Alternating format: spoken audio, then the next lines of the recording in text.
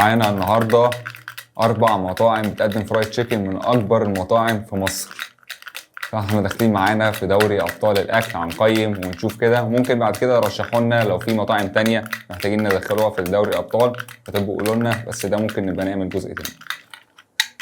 ندخل على طول في الاول. فايف روستر الاول، المطعم الاول هيلاعب مين؟ فايف روستر. فايف روستر ضد هارت اتاك، مواجهة قوية جدا من العيار التقيل. أول مواجهة معانا طبعا احنا كده بنلعب نصف نهائي، يعني مظبوط بالظبط نصف نهائي دوري أبطال الأكل، دوري أبطال فرايد تشيكن. المواجهة التانية أنا عارفها يعني، بس يعني نوريها لكم برضه سسبنس. البركة، مطعم البركة اللي مكسر الدنيا آخر كام سنة وفتح في القاهرة كمان. والمطعم الأخير طبعا انتوا يعني ايه، فكروا شوية أكيد انتوا عارفينه، بازوكا، مطعم بازوكا اللي فتح بره مصر وفتح في الكويت ومكسر الدنيا في الوطن العربي. يلا بينا ندخل في المواجهات كده. معانا اول مواجهه هارت اتاك، فايف روستر قصدي ضد هارت اتاك، والبركه ضد بازوكا. يلا بينا ندخل في المواجهات. متحمسين ولا لا؟ اعملوا لايك على طول، اعملوا سبسكرايب عشان تنتظروا الفيديوهات الجديده ان شاء الله، تبقى فيديوهات قويه جدا. فايف روستر وهارت اتاك.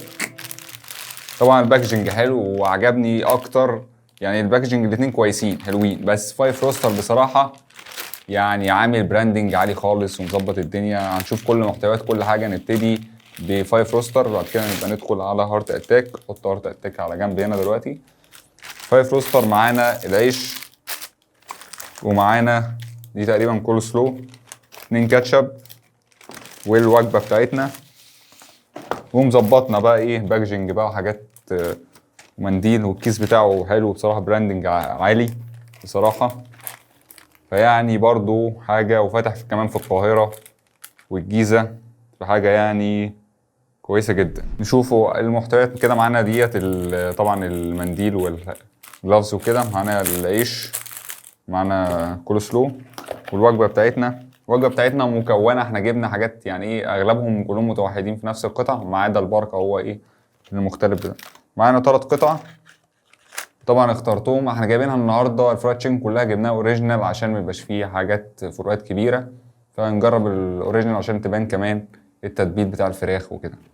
فمعانا 3 قطع، ومنهم اصلا اخترت قطعتين من الصدر ده، قالت لي متاح عادي ممكن تختار، فحاجه كويسه جدا ومطعم شابوه يعني.